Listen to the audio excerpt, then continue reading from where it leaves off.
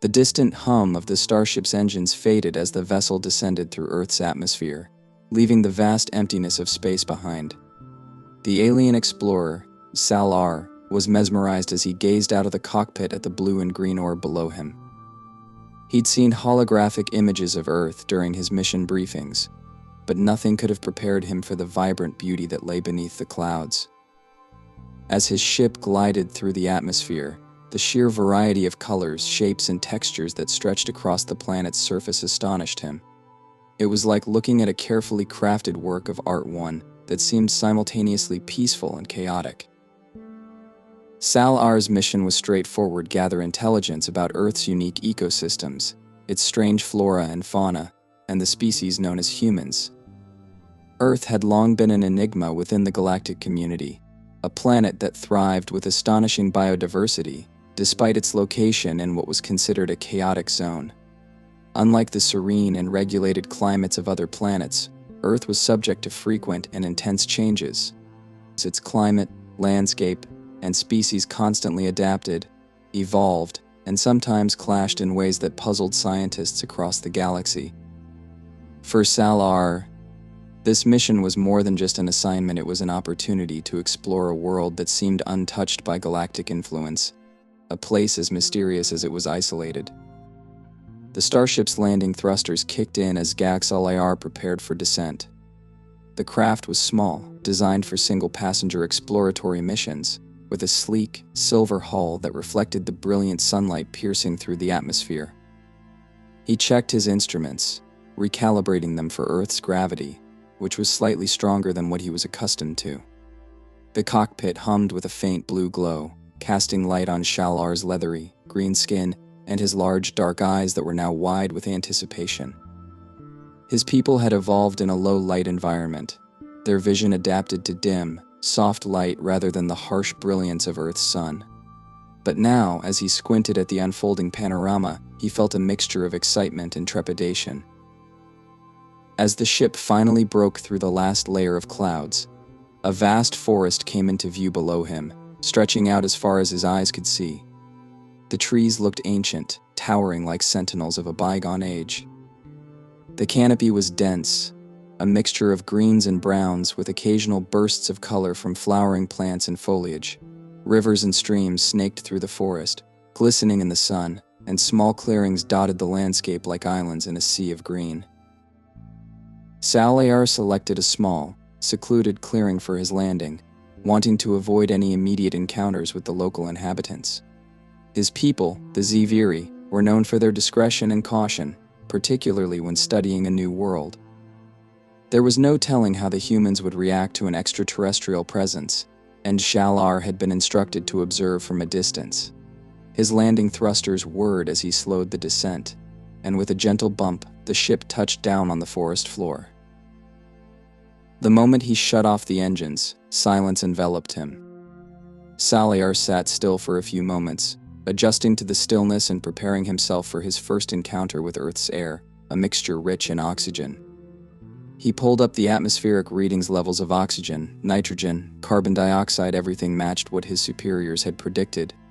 But he still felt a twinge of anxiety.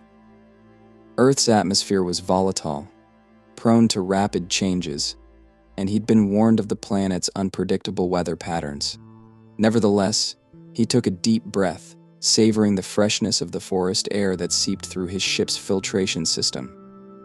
It was different from the controlled, sterile atmosphere of his home planet. There was something raw, almost primal about it.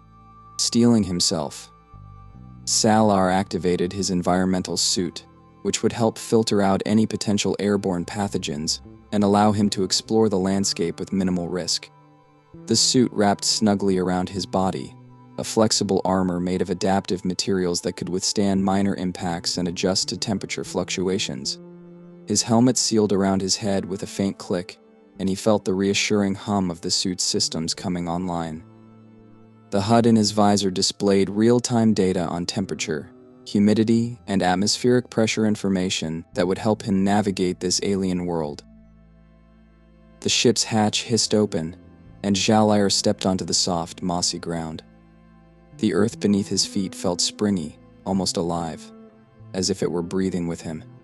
He looked around, taking in the towering trees, the intricate network of roots that crisscrossed the forest floor, and the shafts of sunlight filtering through the dense canopy.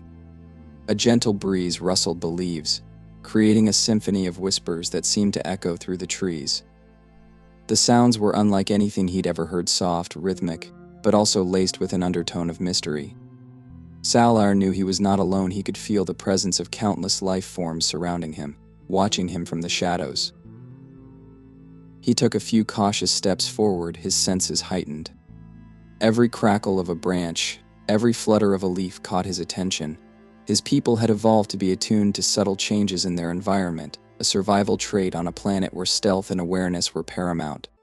Here on Earth, those same instincts felt both amplified and challenged. Earth's environment was louder, more vibrant, and teeming with life. It was a sensory overload, and Jal-Ar found himself overwhelmed by the sheer variety of stimuli. Suddenly, a loud screech echoed through the trees, followed by a series of rapid, rhythmic thuds. Salar froze, his heart pounding in his chest as he tried to locate the source of the sound. His visor display began to pick up on the creature's movement, though the dense vegetation made it difficult to see clearly. He squinted, straining his eyes, and finally caught a glimpse of it, a large bird-like creature with feathers that shimmered in shades of blue and green. The creature perched on a branch, its sharp beak and piercing eyes giving it a predatory appearance.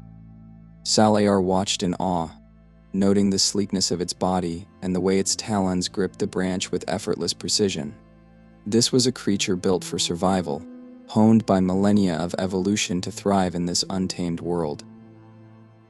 But no sooner had he begun observing it than the creature let out another screech and took flight, disappearing into the canopy above. Salar exhaled, a mixture of relief and disappointment filling him. He had hoped to observe the creature longer, but Earth's wildlife was skittish and wary, a trait he understood well. He took a few more steps into the forest, activating the recording function on his suit. As he walked, he documented everything: the textures of the bark on the trees, the patterns of light on the forest floor, the strange plants with leaves shaped like fans and spirals. Some plants had vibrant, alluring colors that contrasted sharply with the greens and browns of the forest. Salar knew that in many ecosystems, bright colors were a warning, a signal of toxicity or danger, and he kept his distance, wary of any unexpected encounters. Then, without warning, the sky darkened, and the temperature dropped abruptly. Salar looked up, surprised to see massive clouds gathering overhead. The clear, sunny day had turned ominous within moments, and his visor displayed an alert storm imminent. He could feel the first raindrops pelting his helmet, and within seconds they turned into a torrential downpour. The rain fell in sheets, so thick that it blurred his vision, and he struggled to find his bearings as the forest transformed around him. The ground turned muddy, and streams of water began to form, rushing down the slopes and carving small channels through the underbrush. Salar's suit provided him with a waterproof barrier, but he could feel the intensity of the rain pounding against him. Lightning cracked across the sky, illuminating the forest in harsh, white light, followed by a rumbling thunder that shook the ground beneath his feet. The storm was unlike anything he had ever experienced: violent, unpredictable, and overwhelming. He staggered back toward his ship, his steps slipping on the muddy ground as he tried to navigate through the onslaught. His visor display flashed warnings about the changing conditions, and his heart raced as he realized just how vulnerable he was. This planet, which had seemed so beautiful and tranquil from orbit, had turned hostile in an instant, reminding him that Earth was a world where nature ruled supreme, indifferent to the presence of outsiders. By the time he reached the ship, Salar was exhausted, his body trembling from the intensity of the storm and the adrenaline coursing through his veins. He closed the hatch behind him, collapsing into his seat and catching his breath. Outside, the storm raged on, lightning flashing, thunder echoing through the forest as the rain continued to pour. He watched in silence, his mind racing as he processed the experience. Earth was no paradise, he realized. It was a world of contrasts, a place of breathtaking beauty and unforgiving danger. The morning after the storm, Salar awoke to the soft light filtering through the dense canopy above. The rainfall had given the forest a renewed vibrancy. Every leaf, every blade of grass glistened with tiny droplets that refracted the sunlight, casting shimmering reflections across the forest floor. It was as if the entire landscape had been polished by the night's fury, now resting in a deceptive calm that masked the wild energy beneath. Salar marveled at the resilience of this world. Already, creatures of every shape and size were emerging from their shelters, reclaiming the land as if the storm had never happened. His encounter with the storm had left him with a mixture of awe and wariness. Earth's unpredictability was a phenomenon he would need to respect, but today he felt a renewed eagerness to explore. He powered up his suit, ensuring all environmental filters and defense mechanisms were functional, and stepped out of his ship. A faint mist still lingered in the air, carrying the earthy scent of wet soil and decaying leaves. It was unlike anything he'd smelled before, raw and organic, a fragrance that seemed to embody life and death simultaneously. As he ventured deeper into the forest, he noted that the forest was alive with sounds. In the distance, he could hear the steady chittering of insects, the occasional squawk of unseen birds, and the rustling of branches as small mammals darted between trees. Salar's sensory equipment began mapping the various frequencies and rhythms, cataloging the sounds as part of his mission. Yet, despite his analytical training, he couldn't shake a lingering feeling of being watched. His eyes darted back and forth, scanning for any sign of movement among the foliage. The first creature he encountered that morning was a beetle, perched on a large leaf in front of him. It was small, with iridescent green and blue patterns on its shell that caught the light, creating a mesmerizing display of colors. Salar extended a gloved hand to get a closer look, fascinated by the intricate design of the beetle's body. But as he reached out, the beetle suddenly extended a pair of hidden wings, emitting a high-pitched buzz as it launched itself into the air and disappeared into the undergrowth. Salar recoiled, momentarily startled by the abruptness of its departure. He continued walking, documenting various plants and smaller creatures that crossed his path, gradually easing into the rhythm of Earth's wilderness.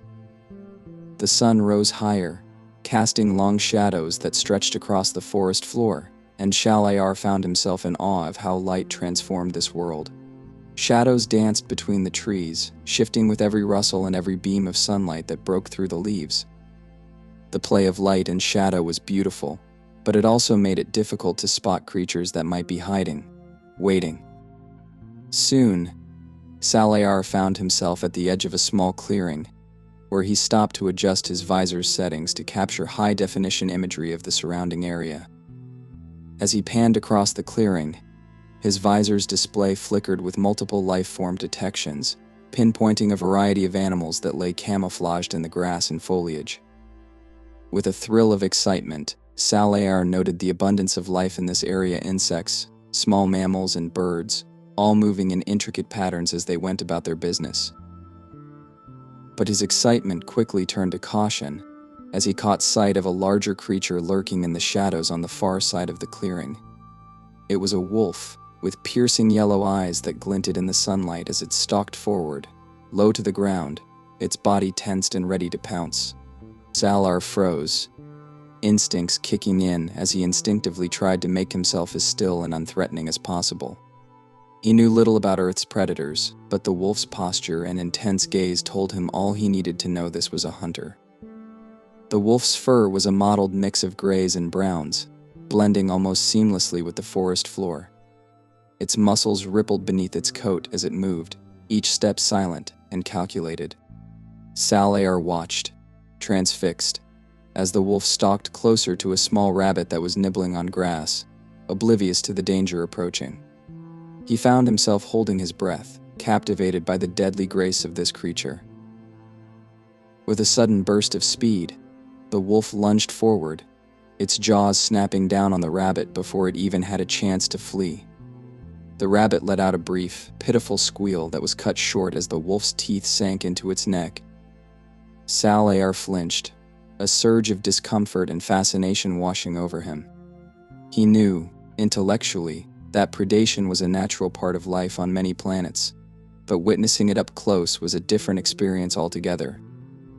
There was something brutally honest about it, a reminder of the raw, unforgiving nature of Earth's ecosystems. The wolf lifted its head, blood staining its muzzle, and looked directly at Shalar. For a tense moment, the two locked eyes, and Shalar felt a chill run down his spine. He knew that in this moment, he was as vulnerable as the rabbit had been. The wolf's gaze seemed to assess him, calculating whether he posed a threat or might even serve as its next meal. But after a few heart-pounding seconds, the wolf lowered its head, picked up the rabbit in its jaws, and slinked back into the shadows, disappearing as silently as it had appeared. Salair let out a shaky breath, realizing only then how tense he'd been. This world was no mere collection of habitats, it was a battlefield, where survival was a constant struggle and every creature was both predator and prey. He recorded his observations, making careful notes about the behavior and anatomy of the wolf, as well as the ecosystem that supported such a creature. Moving forward, he became even more cautious, his senses heightened to every sound and movement. As he walked, he passed trees with deep claw marks etched into the bark, evidence of some large, clawed animal marking its territory. He saw the discarded bones of small animals, picked clean by scavengers. The forest was filled with signs of death and survival, reminders that even the most seemingly serene places on this planet held danger. About an hour later, he reached a stream, its clear water flowing gently over smooth stones. Salar knelt beside it, marveling at the purity of the water, so unlike the synthetic fluids and recycled systems of his home planet. He activated a small probe from his suit, allowing it to analyze the water for any harmful microorganisms. After a few moments, the results displayed on his visor warning potentially hazardous organisms detected. Even the water here was not to be trusted, filled with unseen life forms that could cause illness or even death. As he stood by the stream, he noticed movement in the water. A school of fish darted by, their scales flashing in the sunlight, each one moving in perfect unison with the others. They were small, delicate-looking creatures, with silver bodies and fins that glimmered like jewels. But his visor's sensors indicated that these fish had evolved sharp teeth and aggressive behaviors, despite their delicate appearance. Salayar marveled at the adaptability of life on Earth, where even the most innocent-looking creatures held hidden defenses. Suddenly, a large shadow passed over him. He looked up and gasped, seeing a massive bird soaring overhead, its wings spanning several feet. This was no ordinary bird, it was an eagle, a predator of the sky, with talons like daggers and eyes that scanned the ground below with razor-sharp focus. Salar watched as the eagle circled above, its keen gaze fixed on a small rodent scurrying across the forest floor. With a swift dive, the eagle plunged downwards, its talons outstretched. The rodent didn't stand a chance. In a matter of seconds, it was lifted from the ground, squealing in terror as the eagle carried it away into the sky. Salar's heart raced as he realized just how ubiquitous the danger was on this planet. The trees, the ground, the sky all were filled with predators, each one adapted to hunt and kill in ways that were brutally efficient. Earth's food chain was relentless, an unending cycle of life and death that spared no creature, big or small. Even as he marveled at the resilience and adaptability of Earth's inhabitants, he couldn't shake the feeling of vulnerability that clung to him like a shadow. He continued his exploration, encountering countless other predators throughout the day. A snake coiled beneath a rock, its eyes glinting as it prepared to strike at an unsuspecting mouse. A spider, weaving a web with threads so fine they were nearly invisible, designed to ensnare any insect that happened to wander too close.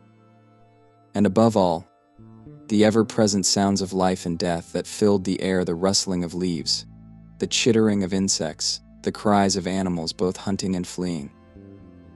As dusk began to fall, casting long shadows across the forest, Salayar found himself nearing exhaustion.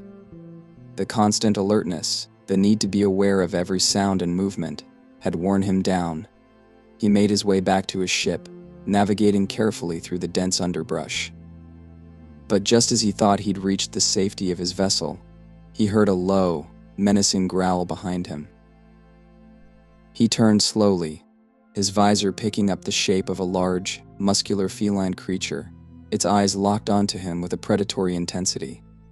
This was a mountain lion, a creature whose strength and agility made it a formidable hunter. Sci-Fi felt his heart pound as he realized he was now the prey. He took a cautious step back, raising his arm in an attempt to appear larger, but the mountain lion was undeterred. It took a step closer, muscles tensing as it prepared to pounce. In a flash of movement, the mountain lion leapt, its claws extended.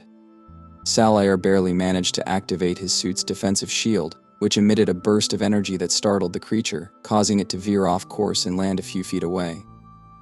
The lion let out an angry snarl, glaring at him before retreating into the shadows, its eyes never leaving him. Shaken, Sci-Fi stumbled back into his ship, sealing the hatch behind him and collapsing into his seat. His breathing was ragged, his body trembling from the adrenaline. Earth was not just dangerous, it was merciless. Every creature here was a testament to survival, to the unyielding drive to hunt, kill, and continue the cycle. He realized now why this world was known as a deadly trap. It was a place where only the strong survived, and even the strongest could fall at any moment. As the last light of day faded from the sky, Sci-Fi recorded his observations, his mind racing with the knowledge that Earth was a world unlike any he had ever encountered. This was a land of hunters, a planet where survival was the only law that mattered. Inside his ship, Sci-Fi sat in silence, the echoes of his day reverberating through his mind. The encounter with the mountain lion had left him shaken, a reminder that he was an outsider in this untamed world. As darkness enveloped the forest, his small vessel became a fragile sanctuary against the raw wilderness outside. He leaned back, his fingers tracing the controls as he reviewed the data he had collected, every detail reminding him of Earth's ferocity and unpredictability. But his mission was far from complete. He had yet to fully understand the resilience of the planet's most enigmatic inhabitants, humans. Though his training had equipped him with advanced survival knowledge, nothing in his preparation had accounted for Earth's merciless complexity. In the stillness of his cabin, his visor cast a dim, bluish light that softened the raw edges of his thoughts. Reports had told him that humans were resilient, adaptive, and driven by curiosity, but after seeing the harsh landscapes and relentless predators firsthand, he wondered how these creatures could have thrived here at all. He'd seen worlds of peace and abundance, yet none had produced life as multifaceted as Earth's. As dawn approached, Sci-Fi steeled himself for another day of exploration. This time he decided to focus on human settlements to better understand how they survived in such a hostile environment. If Earth's ecosystems were this unforgiving, then humanity must have developed extraordinary strategies and technologies to endure, or even control, the forces around them. After a quick systems check, he set his coordinates toward a nearby human settlement. His ship ascended above the treetops, skimming the forest canopy and following the winding rivers that cut through the landscape. The views were breathtaking. Mountains rose in the distance, capped with snow, while expansive plains stretched beyond, dotted with herds of grazing animals. Sci-Fi adjusted his navigational controls, feeling a mixture of awe and dread as he passed over these wild landscapes, each one holding untold stories of survival and resilience. When he reached the edge of the human settlement, Sci-Fi slowed his ship to a hover, activating cloaking mechanisms that would prevent detection. Below him lay a small town nestled in a valley, surrounded by fields and scattered forests. Buildings, roads, and vehicles dotted the landscape in organized patterns, contrasting sharply with the chaotic wilderness he had traversed earlier. From above, human society appeared orderly, calm, a sharp contrast to the relentless struggle for survival he had witnessed in the forests. But he knew appearances could be deceiving. As he watched, he saw humans beginning their day. They moved through the streets, carrying supplies, working in fields, and interacting with one another. Salar switched his visor to thermal imaging, observing the heat signatures that pulsed through their bodies, each one a vibrant, pulsing reminder of life. His HUD displayed the physiological readings of each person. He observed elevated heart rates, steady breathing patterns, complex neurochemical signals indicating thought, emotion, and awareness. They were fascinating creatures, yet so fragile compared to the wilderness around them. Deciding he needed a closer look, Salar activated his camouflage suit and exited his ship, descending into the shadows at the edge of the settlement. He moved carefully, every step measured and silent, as he made his way toward a central area where humans seemed to gather. The structure before him was a large building, a school of sorts, where groups of younger humans congregated, chattering excitedly. The energy was infectious, a bubbling curiosity that seemed to drive them, despite the dangers lurking just beyond the town's borders. Salar positioned himself behind a tree, observing the human children as they engaged in activities he couldn't fully comprehend. They laughed, played, and occasionally tumbled onto the grass, unbothered by the prospect of injury. He noted the interactions between adults and children, the gentle guidance, the way the adults instructed the young with patience and care. Humans, he realized, were not just survivors. They nurtured each other, passing knowledge, stories, and skills to the next generation. They had developed a community that served as a shield, protecting their young from the world's dangers, while preparing them to face those very dangers one day. As the day progressed, Salar continued his observations, wandering from one corner of the settlement to the next. He marveled at the tools they used: sharp metal instruments, wooden handles, woven baskets, and intricate devices with buttons and switches. Though rudimentary compared to the technology of the Zviri, these tools allowed humans to shape their environment, to tame small parts of it, bending nature to their will. He watched as they worked tirelessly, planting crops, building structures, and repairing machinery, each task reflecting their resilience and determination to carve out a life on this planet. But Salar's admiration was tempered with trepidation. As the sun climbed higher, the temperature increased, and the settlement's calm routine was interrupted by a medical emergency. A young human collapsed in the middle of a field, clutching his chest and gasping for air. Salar observed as the adults around him rushed to his aid, their faces contorted with worry. One human produced a small, handheld device, pressing it to the boy's chest as he whispered urgent words, and others stood by with grim expressions, their hands clenched tightly in helplessness. Salar's visor translated the readings from the device and displayed the medical data on his HUD. The boy was suffering from a respiratory crisis, an ailment Salar recognized from his studies. The humans had developed basic medical technology, yet it was clear that even small health problems could pose severe risks. Earth's very air, teeming with bacteria, viruses, and countless microscopic organisms, could threaten their lives. In a world filled with predators, toxic plants, and hazardous climates, even the smallest illness could prove fatal. As Galar watched, one of the adults administered a liquid substance from a vial, and after a few tense moments, the boy's breathing began to stabilize. The humans had saved him, but the experience left Salar unsettled. Despite all their ingenuity, they were incredibly vulnerable. Each breath, each wound, each moment of exposure carried potential dangers.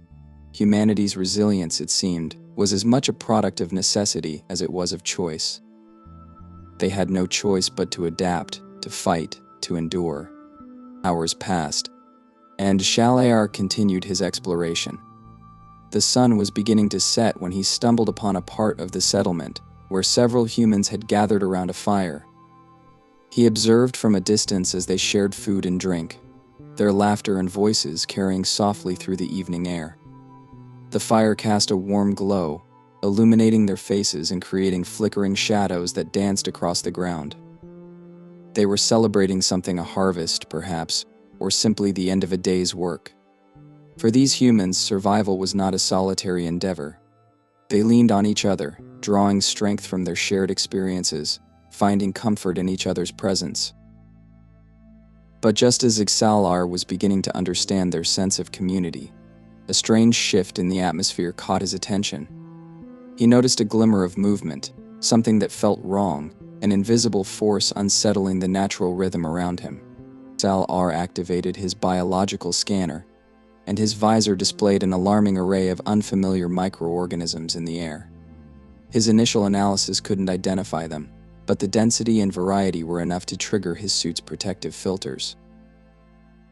He soon realized that this invisible threat was none other than a virus, one that had likely circulated in the region undetected. A virus on Earth was unlike anything he had encountered. It was a silent predator, adapting and evolving to spread from host to host. This particular strain was highly aggressive, a testament to Earth's merciless adaptation process. It thrived in the bodies of living organisms, using them as vessels to travel, mutate, and spread. The humans, he knew, were acutely aware of these dangers, yet they lived with it, adjusting to the constant, invisible threat. Fascinated and horrified, Salar observed as one of the humans near the fire began to cough, a light, almost casual sound at first. But then the coughing grew more intense, the person's face contorting as they struggled for breath. Others turned toward the coughing individual with concern, sharing uncertain glances. Salar's visor translated their hushed murmurs, catching fragments of words: contagious fever, quarantine. In a matter of moments, a single infected human had disrupted the entire group. The realization struck him: Earth's deadliest predators weren't always the visible ones with fangs and claws. Sometimes the most lethal threats were microscopic, silent, invisible forces that spread through the air, water, and even human touch. Viruses, bacteria, parasites, these unseen creatures were perhaps the true rulers of Earth, shaping the evolution of every living being on the planet. Humanity's resilience was as much a product of its adaptability as it was a response to this constant threat. As he documented his findings, Salar's thoughts raced with new understanding. Humans lived in an unending state of vigilance, their bodies fortified by immune responses, their societies shaped by the need for protection. They had created medicines, developed rituals of cleanliness, and devised methods of quarantine, all to protect themselves from these invisible hunters. In a way, every aspect of their existence was defined by their relationship with the microbial predators that surrounded them. Night settled over the settlement, casting long shadows as the fire burned low. The humans, weary from the day's work, began retreating to their homes. Salar watched as they disappeared into their shelters, securing doors, checking windows, ensuring that their fragile bodies were shielded from the dangers lurking in the darkness. He noted how each structure was meticulously crafted, not just for warmth or comfort, but for safety: walls and roofs that could withstand the elements, barriers that kept out the wilderness. As he prepared to return to his ship, Salar's mind churned with newfound respect and a tinge of fear. Earth was no ordinary world.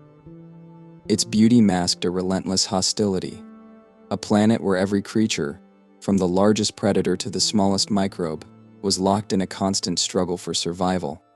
Yet humans had not only endured, they had thrived. Their existence was a testament to a strength that went beyond physical endurance. It was a resilience of spirit, a relentless will to live, despite the overwhelming odds.